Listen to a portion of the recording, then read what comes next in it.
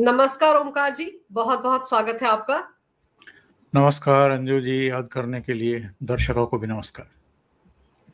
Sir, Lalu Prasad Yadav के लाडले तेजस्वी यादव पर जिस तरह से प्रशांत किशोर ने हमला बोला है, 9वीं फेल हैं, जीडीपी के बारे में क्या जानते होंगे, सोशलिज्म पर 5 लाइनें नहीं बोल सकते हैं, ट्यूशन ले लें फिर भी बिना कागज देखे बोल दे तो मैं चैलेंज करता हूं।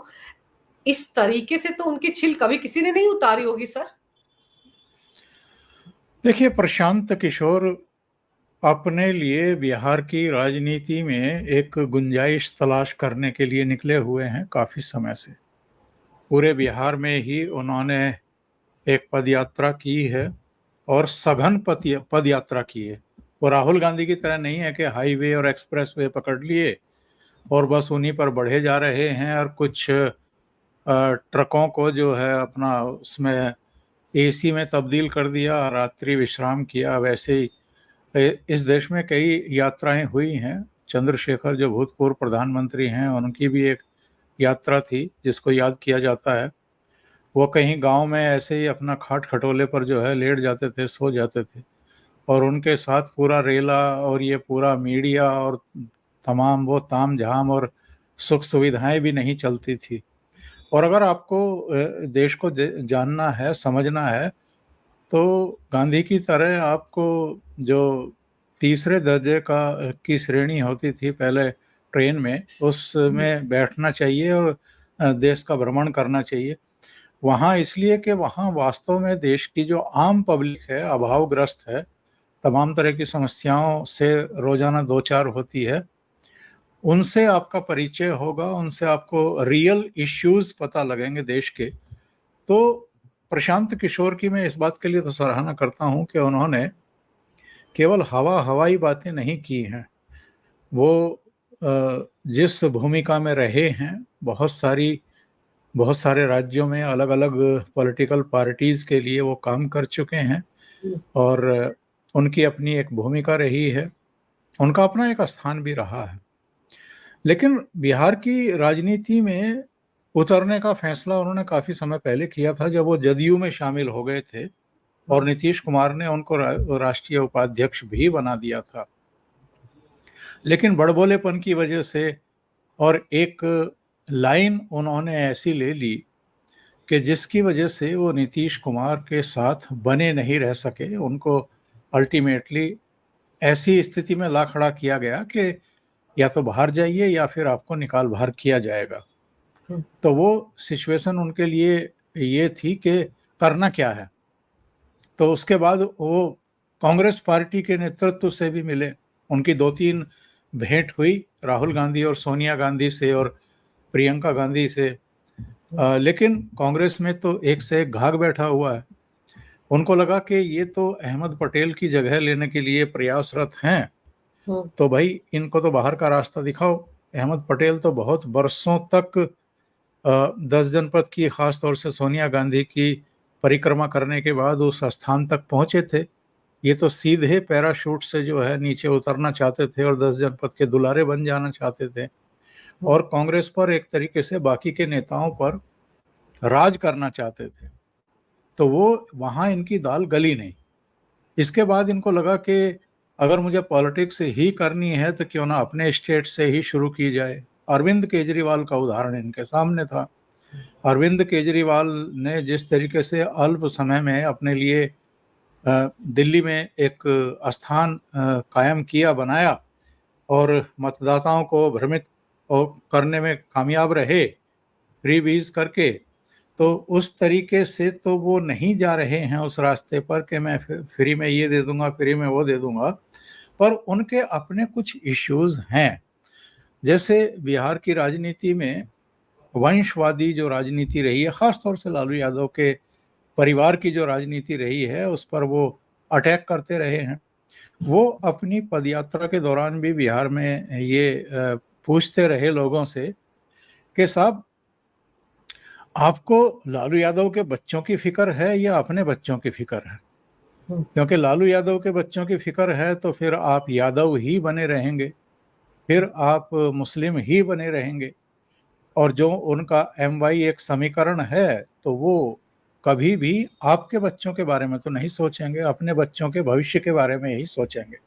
तो जो भी उन्होंने ये अटैक किया है, ये भी यही कह करके किया है कि 9वीं फेल है और उनकी काबिलियत क्या है, वो जानते कितना है इकोनॉमी के बारे में या जीडीपी के बारे में या दूसरी चीज़ों के बारे में, उनका अध्ययन क्या है, उनकी विशेषज्ञता क्या है। और आप देखिए ना तमाशा क्या है, लालू यादव वो ठीक है, प्रशांत किशोर अपनी राजनीति कर रहे हैं और उनका अगले विधानसभा चुनाव पर है और उनका गोल भी सेट है। काशीराम ने एक बार अंजू जी कहा था कि पहला चुनाव जो है कोई भी पॉलिटिकल पार्टी, नई पॉलिटिकल पार्टी हाजिरी लगाने के लिए, अपना परिचय देने के लिए लड़ती है। दूसरा चुनाव हारने के लिए लड़ती है और तीसरा चुनाव या तो हरवाने के लिए लड़ती है या निर्णायक भूमिका में आने के लिए करती है और चौथा चुनाव वो जीतने के लिए लड़ती है। तो हमने इस देश में ऐसे भी उदाहरण देखे हैं अरविंद केजरीवाल के तौर पर कि पहले चुनाव में ही 28 सीटें आ गई थी और कांग्रेस के समर्थन से उन्होंने सरकार भी बना ली थी 49 दिन की। बहरहाल मुझे लगता है कि जितना वो रचे बसे और पगे हुए हैं इस खेल में, राजनीति के खेल में, आंकड़ों के खेल में, और जो वो राजनीतिक, सामाजिक और आर्थिक समीकरणों के बारे में अध्ययन करते रहे हैं, जानते समझते बूझते रहे हैं कि किस राज्य में, किस क्षेत्र में किस तरह की प्रॉब्लम्स हैं और किस तरह के लोगों का व्यवहार रहता है, उसमें प्रशांत किशोर को ये गलतफहमी तो बिल्कुल नहीं होगी कि 2025 में जब लोकसभा के विधानसभा के चुनाव होंगे तो वो सरकार बना लेंगे। ऐसा तो नहीं होगा, लेकिन उनका गोल तय है कि मुझे किसकी जमीन हड़पनी है, यानी किसका जनाधार मुझे अपनी तरफ करना है और किसको किनारे लगाना है, ये वो बहुत अच्छे तरीके से जानते समझते बूझते हैं। उनको पता है कि जो जितना भी वो आगे बढ़ेंगे उसका नुकसान एक्चुअल में एनडीए को होगा, नीतीश और भारतीय जनता पार्टी को होगा। लेकिन उनका ये मानना है कि केवल इनका वोट हड़पने से काम चलेगा नहीं उनका, क्योंकि भारतीय जनता पार्टी का भी एक तय वोटर अब है। वो चाहे अलग अलग मुद्दों को लेकर के जो भी रीति नीति रही है बीजेपी की या नेतृत्व की अभी हाल में, इसके बावजूद, इसके नाराजगी के बावजूद वो भारतीय जनता पार्टी को वोट करता है। नीतीश बाबू का भी एक तय वोट है। तो प्रशांत किशोर को पता है कि वोट कहाँ से आएगा, इसलिए वो लालू के कुनबे पर, लालू यादव पर अटैक कर रहे हैं, सोच समझ करके कर रहे हैं। पर सर, लालू के बेटे पर हमला करके आपको क्या लगता है वो उसको इम्पोर्टेंस नहीं दे रहे हैं? कहीं ना कहीं वो ये भी तो गाहे बगाहे साबित कर रहे हैं कि उनके लिए सबसे बड़ी चुनौती तेजस्वी है। किसी और नेता का नाम भी चलिए, उसकी पढ़ाई पर उन्होंने टारगेट किया, लेकिन फिर वो बिना मतलब कि एक तरह से उनको अहमियत तो दे ही रहे हैं ना। और फिर उस पर हमला करके एनडीए को नुकसान कैसे पहुंचाएंगे, इसके पीछे का गणित भी मैं चाहती हूँ कि आप बताएं। नहीं, देखिए, एक तो हम जब इस तरह के प्रश्न पर चर्चा करते हैं तो हम ये भूल जाते हैं कि लालू यादव परिवार का अपना एक जनाधार है बिहार की राजनीति में, खास तौर से विधानसभा चुनाव के दृष्टिगत। लोकसभा चुनाव में तो उनको उतनी कामयाबियां नहीं मिली हैं, बस एक बार मिली हैं 2004 में, और उसके बाद भी तीन चार सीटें उनकी आती रही हैं, बीच में नहीं आई है। अब फिर 4 सीटें उनकी आ गई हैं।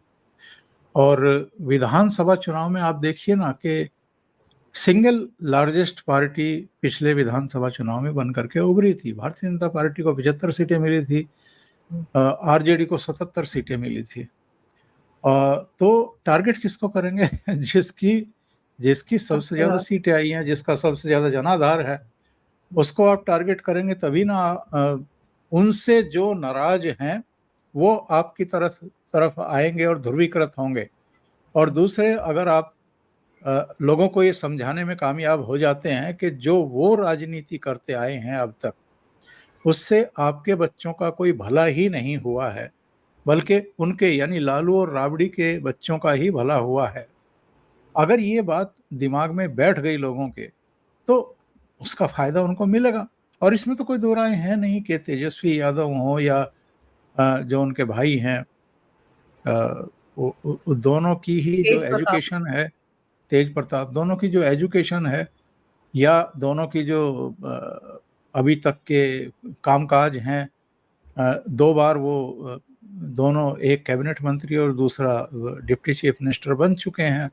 इसके बावजूद उनके पास बताने को शायद कुछ नहीं होगा कि हमने बिहार के लिए क्या किया है, या जो इनके सपोर्टर हैं उनके लिए भी इन्होंने क्या किया है, रोजगार के मोर्चे पर या दूसरे मोर्चे पर कुछ भी तो नहीं किया है। तो इसलिए प्रशांत किशोर जो है वो कोशिश कर रहे हैं कि इनको टारगेट किया जाए, और वो इनकी अच्छाइयाँ भी जानते हैं, वो इनकी जो गड़बड़ियाँ हैं, जो कमियां हैं, उनके बारे में भी अवगत हैं। और बिहार के रहने वाले हैं तो बिहार के अलग अलग रीजन के मूड के बारे में भी उनको पता है। जो वोटों का समीकरण अलग अलग क्षेत्रों में है उसके बारे में भी जी। उनकी समझ है। तो इसलिए वो सोच समझ करके इनको टारगेट कर रहे हैं। पर सर, हमने देखा अभी हाल फिलहाल में प्रशांत किशोर ने भी मुस्लिम तुष्टिकरण की तरफ साफ इशारा किया। उन्होंने भी तो इस तरह का स्टेटमेंट दिया है कि जो मौजूदा सरकार है वो आपके खिलाफ काम कर रही है। तो माय फैक्टर के को वो अच्छे तरीके से टारगेट कर रहे हैं, और माय फैक्टर ही आरजेडी का सबसे बड़ा वोट बैंक है। और उनको भी पता है, प्रशांत किशोर को, कि अगर मुसलमानों को अपनी तरफ नहीं करेंगे तो फिर उनकी बात भी नहीं बनेगी। आपको ध्यान होगा जब ये CAA पारित हुआ था तो हम्म। प्रशांत किशोर ने एक लाइन ली थी मोदी सरकार के खिलाफ, और इन्होंने कई प्रेस कॉन्फ्रेंस भी की थी, और उसमें CAA को लेकर के मैं तो कहूँगा कि झूठ बोला था, पूरी तरीके से झूठ बोला था कि ये मुसलमानों को टारगेट किया जा रहा है, ऐसा है वैसा है। ये सब इस तरह की जो राजनीति वो कर रहे हैं वो तो डे वन से कर रहे हैं। और उनको पता है कि जब तक, क्योंकि उन्हें इस बात की तो समझ है कि यादव तो नहीं डिगेंगे लालू यादव के परिवार से। वो तो हर हालत में बुरी से बुरी कंडीशन में भी लालू यादव के साथ रहने वाले हैं। अब कौन निकल सकता है और उनके पास से? मुस्लिम ही निकल सकता है। उसी के लिए असदुद्दीन ओवैसी ने भी कोशिश की थी, और सीमांत इलाके में जो है 4-5 सीटें निकल भी गई थी।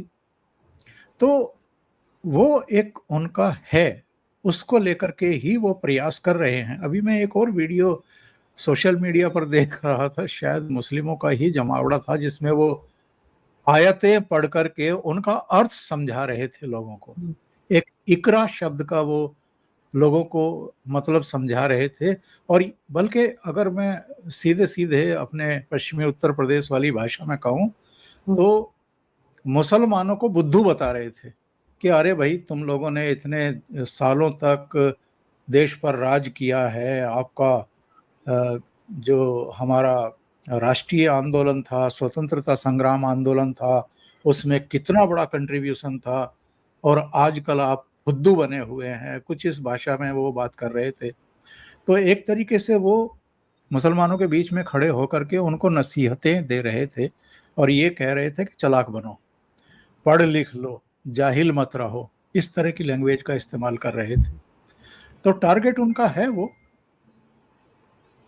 और सर, जैसे आप कह रहे हैं ना कि वो आयतें पढ़ रहे थे, तो मुझे, जैसे आपने कहा, मैं एक वीडियो देख रहा था सोशल मीडिया पर, तो मुझे तो एक वीडियो महाराष्ट्र का भी याद आ गया। उद्धव ठाकरे घिरे हुए थे, गाड़ी से बाहर निकलने की कोशिश कर रहे हैं, और वहां पर नारे तकदीर लग रहे थे, क्या तकदीर बोलते हैं, मुझे तो वो शब्द भी ठीक से बोलना नहीं आ रहा। मतलब मुसलमान वहां पर इकट्ठा होकर नारेबाजी कर रहे थे, और फिर किसी ने लिखा था कि ये सच में क्या कभी हिंदुत्ववादी नेता थे। उद्धव ठाकरे के बारे में मैं कल संयोग से बहुत और से कर से कुछ ज्ञान ले रहा था। कभी कभी मैं उनको फ़ोन कर लेता हूँ कुछ मुद्दों पर, क्योंकि वो तो महाराष्ट्र की दाई हैं। बिल्कुल। तो मैंने मैंने उनसे कहा, मैंने कहा बहू, ये क्या हो गया है उद्धव ठाकरे को? कभी बाला साहब ठाकरे मातोश्री से बाहर निकलते भी नहीं थे। किसी को अगर मिलना होता था तो वो मातोश्री ही जाता था। यहाँ तक कि 2012 में जब प्रणब दा राष्ट्रपति पद के उम्मीदवार बनाए गए तो वो अलग अलग प्रदेशों की राजधानी में जा रहे थे, अलग अलग राजनीतिक दलों के नेताओं से मिल करके उनसे समर्थन की मांग कर रहे थे अपने लिए। तो वो मुंबई भी गए थे और मातोश्री भी गए थे, और उस समय बाला साहब ठाकरे जीवित थे। वो बाला साहब ठाकरे जिस सिंहासन नुमा कुर्सी पर बैठते थे, तो प्रणब दा उनके बराबर में बैठे हुए थे। तो मैंने कहा हमने तो वो दौर भी देखा है भाऊ, तस्वीरों में और वीडियो में, और जावेद मियांदाद जैसे लोग और कई ऐसे लोग जो हैं वो उनके यहाँ मातोश्री में गए थे। तो आज क्या हालत है कि गेटवे ऑफ इंडिया पर एक जमावड़ा लगा करके, एक पोस्टर हाथ में पकड़ करके, जूता हाथ में पकड़ करके चीफ मिनिस्टर और दोनों डिप्टी चीफ मिनिस्टर के ऊपर वो जूतों से प्रहार करते हुए दिखाई दे रहे हैं उद्धव ठाकरे। मैंने कहा इन्होंने क्या हालत कर ली है और कितना नीचे गिरेंगे। तो बाबू का बड़ा दिलचस्प जवाब था। उन्होंने कहा था कि गिरे हुए तो पहले से ही है, आप लोग नहीं समझ रहे थे कि ये गिरे हुए। अगर ये गिरे हुए ना होते तो 2019 में, अरे भाई वोट तो इनको और बीजेपी को ही मिला था ना सरकार बनाने के लिए, और ये जो है हारी हुई पार्टियों के साथ चले गए। जिन दो पार्टियों को महाराष्ट्र की जनता ने रिजेक्ट किया था, ये उनके साथ चले गए। तो ये मातोश्री परिवार डेस्परेशन में, कुंठा में, और मैं तो कहूंगा कि एक तरीके का गुस्सा कि कोई हमें आंखें दिखा करके हमसे बाहर जाकर के मुख्यमंत्री कैसे बन सकता है और कैसे बना सकता है।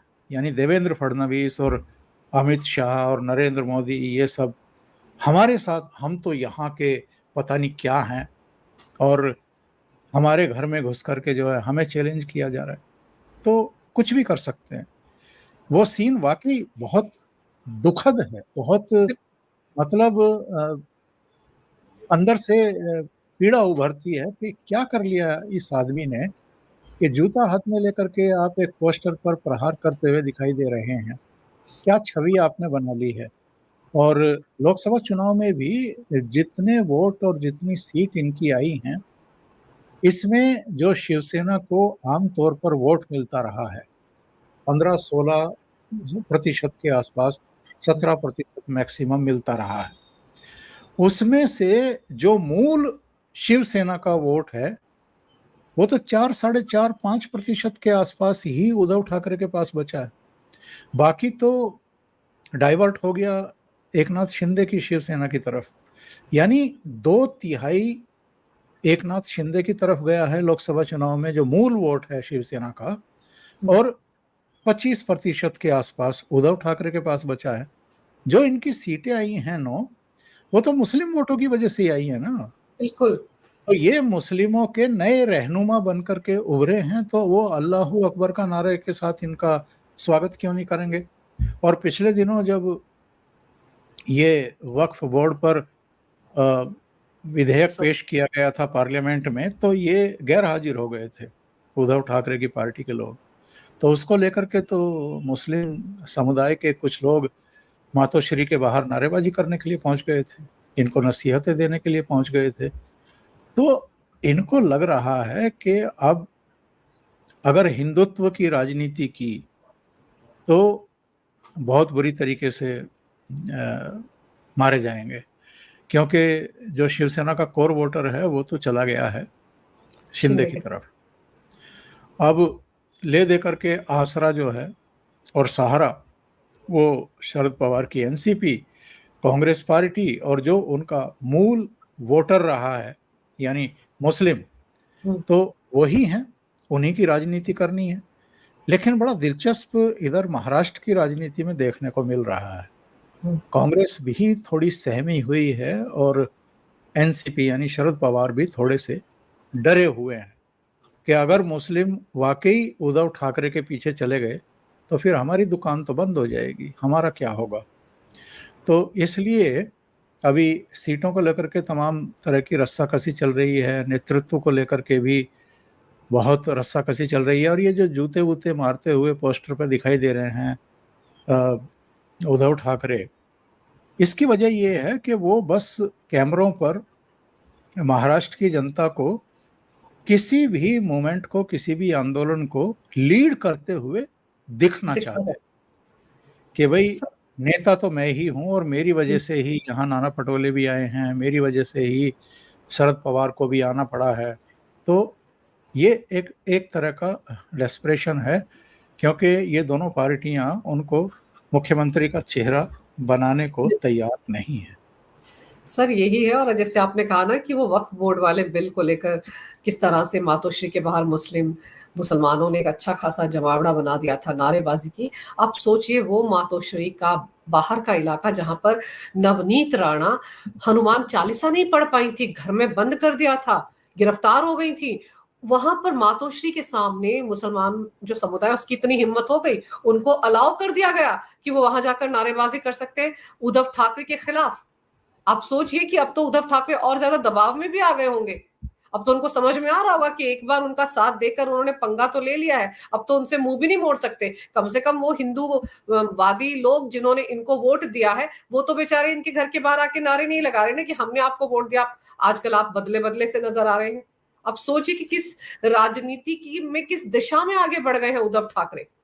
2021 की एक घटना याद करिए अंजू जी, तो आपको जवाब मिल जाएगा। नारायण राणे ने एक स्टेटमेंट दे दिया था, वो सेंट्रल मिनिस्टर थे उस समय, कैबिनेट मंत्री थे। उन्होंने कहा कि ये उद्धव ठाकरे को ये भी पता नहीं है, मुख्यमंत्री तो बने बैठे हैं, कि आज़ादी कौन से साल में मिली है। भाषण देते हुए पीछे मुड़ करके अपने किसी कार्यकर्ता से पूछ रहे थे कि कौन से साल में जो है आज़ादी मिली और ये कौन सी वर्षगांठ है, कौन सा ये। बोला कि मैं वहां होता तो एक थप्पड़ रसीद कर देता। तो हाँ, नारायण राणे ने जो है वो बयान दिया था, और इसके तीसरे चौथे दिन जब वो जन आशीर्वाद यात्रा पर थे महाराष्ट्र में, तो उनको इन्होंने गिरफ्तार करवा लिया था। केंद्रीय मंत्री को गिरफ्तार कराने की संभवतः महाराष्ट्र में ये पहली घटना थी। हालांकि महाड़ कोर्ट ने उनको बाद में जमानत भी दे दी, रात को 11 बजे के अपने घर भी चले गए। लेकिन उस समय ये कहा गया इनकी तरफ से, जब इस पर बवाल हुआ कि भाई आपने सेंट्रल मिनिस्टर को कैसे गिरफ्तार कर लिया, और ऐसी कोई बात भी नहीं थी कि जिस पर आप पूरा पुलिस फोर्स लगा करके और एक मंत्री को गिरफ्तार करा करके इस तरीके से बेइज्जत करें। तो इनको कुछ सूझा नहीं। तो हो सकता है शरद पवार ने ज्ञान दिया हो कि ये कह दो कि मुख्यमंत्री के बारे में अगर अपमानजनक बातें कही गई हैं तो पूरे महाराष्ट्र का ये अपमान हुआ था, इसलिए हमने गिरफ्तार करा लिया। अब इन्होंने क्या किया है, जूते मार रहे हैं मुख्यमंत्री के पोस्टर ऊपर। तो उस समय तो मुख्यमंत्री का अपमान सारे महाराष्ट्र का अपमान था, और अब आज मुख्यमंत्री के ऊपर आप जूते चला रहे हैं तो ये महाराष्ट्र का अपमान नहीं है, क्योंकि आप बाला साहब ठाकरे के साहबजादे हैं। तो ये जो दोहरे मानदंड हैं, ऐसा तो है नहीं कि महाराष्ट्र की जनता इसको देख नहीं रही है कि आप अपने मुख्यमंत्री रहते हुए कितने निरंकुश हो गए थे, कितने निर्मम तरीके से अपने विरोधियों को कुचलते थे। और आज आप क्या कर रहे हैं। आज अजित दादा पवार का मैं बयान देख रहा था, उन्होंने कहा कि कायरों की तरह पोस्टर पर क्या वार कर रहे हो, जूतों से सामने आ जाओ तो मैं बताता हूं तुम्हें। तो आप जिस तरह के कृत्य करेंगे उस तरह के जवाब आपको मिलेंगे। ऐसा नहीं है कि अजित पवार या एकनाथ शिंदे या देवेंद्र फडणवीस इनका सम्मान नहीं करते थे, पर इन्होंने अपना सम्मान खुद ही कम कर लिया, खत्म कर लिया एक तरीके से। याद करिए ना, जब ये पूरे 40 एमएलए और 13 एमपी टूट करके शिवसेना के बीजेपी के साथ आए थे, तो बीजेपी के कुछ नेताओं ने कुछ कुछ बयान दे दिए थे आदित्य ठाकरे और उद्धव ठाकरे के बारे में। तो एकनाथ शिंदे गुट ने उनसे ये कहा था कि देखो भाई, बाकी सब चीजें तो ठीक है, लेकिन ठाकरे साहब के परिवार के बारे में आप इस तरह के बयान ना दें प्लीज, ये हमारे लिए थोड़ा सा ठीक नहीं रहेगा। पर इन्होंने क्या किया, इन्होंने पूरे महाराष्ट्र में घूम घूम करके उनको गद्दार कहना शुरू कर दिया, उनको गालियां देनी शुरू कर दी। तो कब तक कोई लिहाज करेगा आपका। और अब तो बिल्कुल ही खत्म कर लिया, अब तो बिल्कुल ही खत्म कर लिया। इसके बाद तो एकनाथ शिंदे या देवेंद्र फडणवीस या अजित पवार कुछ भी कहेंगे तो वो जस्टिफाइड होगा। बिल्कुल पे आपने हरकत ऐसी कर दी है। अरे भाई, मौसम खराब था, तेज हवाएं थी, उसमें छत्रपति शिवाजी महाराज की प्रतिमा अगर गिर भी गई, खंडित भी हो गई, तो इसका आप राजनीतिक दुरुपयोग करेंगे? मतलब यही गिरी हुई हरकत है। सबको उस पर अफसोस जाहिर करना चाहिए था और ये मांग करनी चाहिए थी सरकार से कि भाई चलो, ये घटना तो हो दोबारा गई लगा। है, आप जो है उस जल्दी से जल्दी वहां एक और अच्छी प्रतिमा का जो है प्रतिष्ठापना हो, ये सुनिश्चित करिए। वहां तक तो समझ में आता, लेकिन आप जिस तरीके से नंगाई पर उतर आए हैं, जिस तरह आप राजनीति कर रहे हैं और ये शो करने की कोशिश कर रहे हैं कि जैसे किसी सरकार ने, इनकी सरकार ने जानबूझ हाँ। करके ये घटना और दुर्घटना करा दी है। ऐसा होता है क्या कभी? और सर मतलब और सर जी, इम्पोर्टेंट ये है कि जब इनका ये जूता मारो अभियान चल रहा था, उस दिन एक दिन पहले पीएम मोदी ने मुंबई जाकर खुद माफी मांगी थी। खुद उन्होंने इसके लिए माफी मांगी थी। तो आप सोचिए कि उसके अगले दिन इनका ये प्रोग्राम था। तो इनका तो पूरा एजेंडे की हवा निकाल चुके थे पीएम मोदी, लेकिन फिर भी उस जूता मारो अभियान को कर रहे थे और इस तरह की हरकतें कर रहे थे, तो सवाल तो उठेंगे ही ना। पर सर, आपने जैसे कहा कि शरद पवार भी और कांग्रेस के नेता भी जिस तरह का कद बढ़ रहा है, जिस तरह की मुस्लिम तुष्टिकरण की राजनीति उद्धव ठाकरे कर रहे हैं, उससे कहीं ना कहीं सहम गए हैं। क्योंकि जब भी होने विधानसभा चुनाव नवंबर 26 से पहले पहले तो होंगे ही होंगे महाराष्ट्र में। तो और ये तो वही सीटें चाह रहे हैं जहां पर मुस्लिम बहुल इलाके हैं। तो ऐसे में कांग्रेस, जिनका वोट बैंक मुसलमानों का ही रहा है, एनसीपी का वोट बैंक मुसलमानों का रहा है सर, तो फिर तो ये भी आ गए, तो फिर तो सबके सब मुसलमानों के पीछे पड़ गए। तो उन्हीं के वोट बैंक में तो सेंधमारी करेंगे उद्धव ठाकरे भी। एक बात तो तय समझ लीजिए, तीनों का साथ रहना मजबूरी है। इसलिए तमाम आशंकाएं, तमाम डर और जो भी है, समझते बूझते हुए भी कि ये रिस्क है, बहुत बड़ा खतरा है, इसके बावजूद ये जोंक की तरह चिपटे रहेंगे एक दूसरे से। ये अलग होने वाले नहीं है, क्योंकि इन्होंने अभी ताजा ताजा लोकसभा चुनाव में स्वाद ले लिया है। भाई 48 में से अगर 29-30 सीटें आ गई, अगर वो वसंत दादा पाटिल के बेटे की भी बात हम करें, जिस जो निर्दलीय जीत करके आ गए और फिर बाद में कांग्रेस के साथ ही आ गए, तो 30 सीटें तो जीत ली ना इन्होंने 48 में से, एक साथ रह करके ही जीती है। तो इनको पता है कि अगर ये इस समय हम इन चिंताओं में उलझ गए कि साहब मुस्लिम जो हैं वो उद्धव ठाकरे की तरफ ना चले जाएं या हमारे तरफ से ना खिसक जाएं, तो गोल टारगेट उनका इस समय ये है कि किसी भी तरीके से भारतीय जनता पार्टी के नेतृत्व वाली इस महायुति जो बनी है, अजीत दादा पवार और एकनाथ शिंदे के एकनाथ शिंदे के साथ। नेतृत्व वाले शिवसेना के नेतृत्व में, इसकी वापसी ना होने पाए किसी भी तरीके से, और महाराष्ट्र की सत्ता को किसी तरीके से हथियाया जाए। तो इसके लिए तो ये चाहे जो विषपान करना पड़े वो करेंगे। पर सर, हम लोग शुरू तो बिहार से हुए थे, महाराष्ट्र आ गए, इंडी गठबंधन की बात हो रही है। अभी तो हरियाणा की अगर बात कर ले तो वहां तो राहुल गांधी ने भी झाड़ू थाम ही लिया है। वहां पर तो सुनने में आ रहा है कि अब दोनों के बीच गठबंधन होने वाला है, कांग्रेस और आम आदमी पार्टी के बीच में। सबसे अच्छा तथ्य इसमें क्या छिपा हुआ है?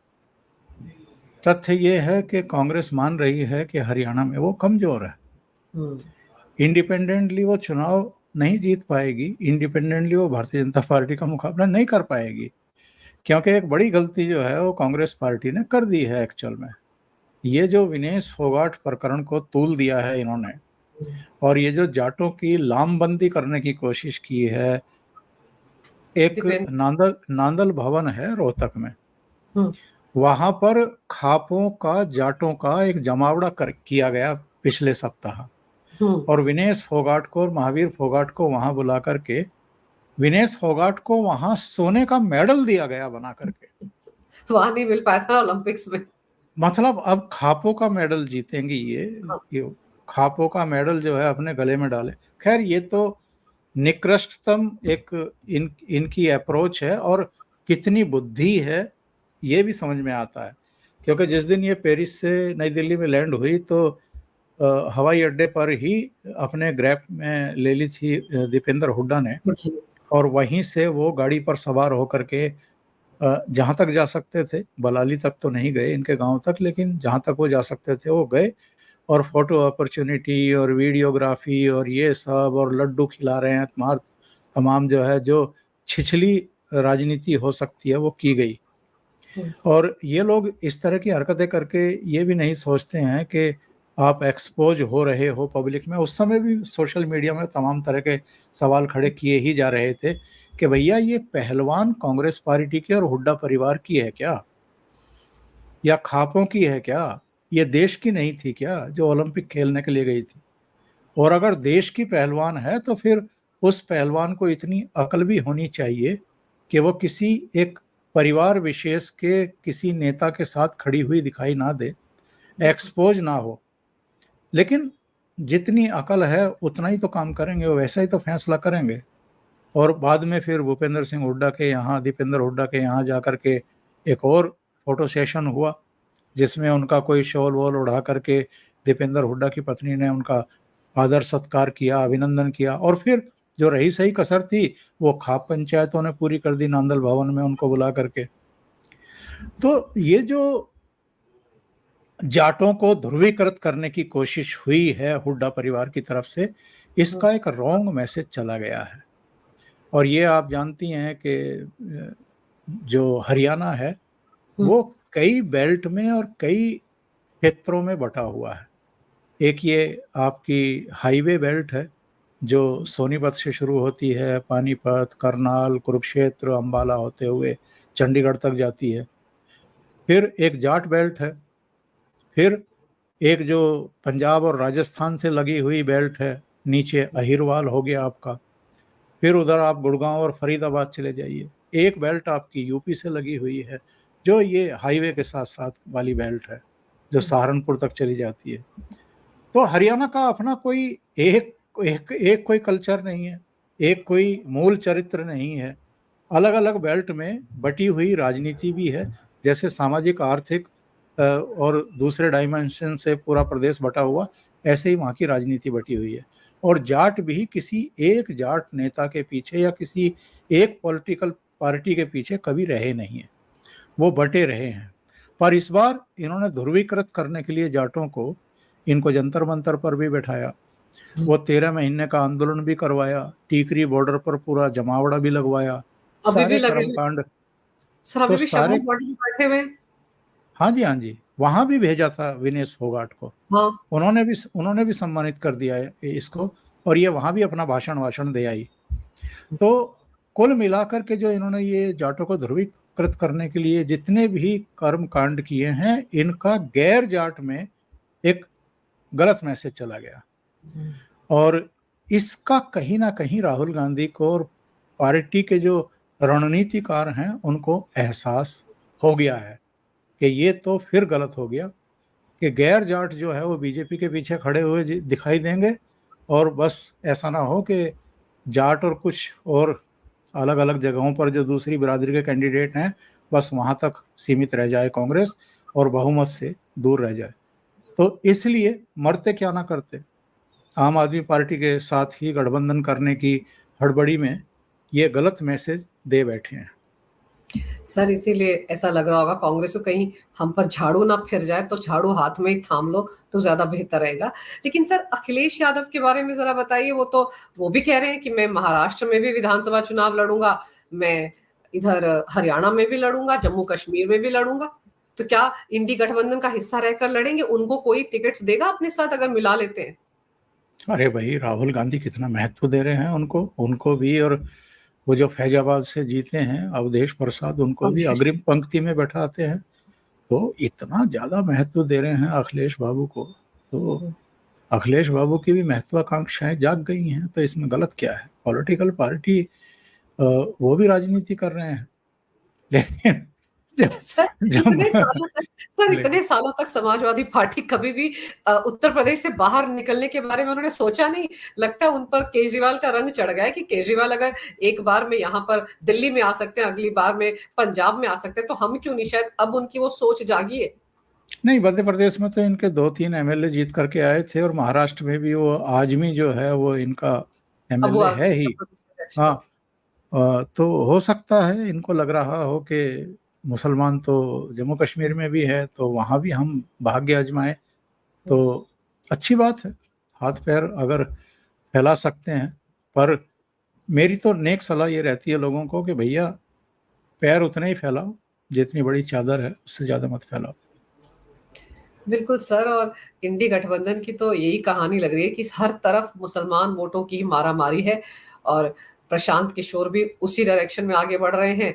और एक नए तो उद्धव ठाकरे तो आ ही गए हैं, एक नए रहनुमा, और वो तो हर जगह मुसलमानों की बात करते। सर जब वो सीएम थे तब तो उन्होंने अजान का एक कंपटीशन भी करवाया था, जबकि उनके भाई अजान को बंद करवाने की बात कर रहे थे लाउड स्पीकर से, उद्धव ठाकरे तब अजान का कंपटीशन करवा रहे थे। तो अब उद्धव ठाकरे इस दिशा में आगे बढ़ रहे हैं।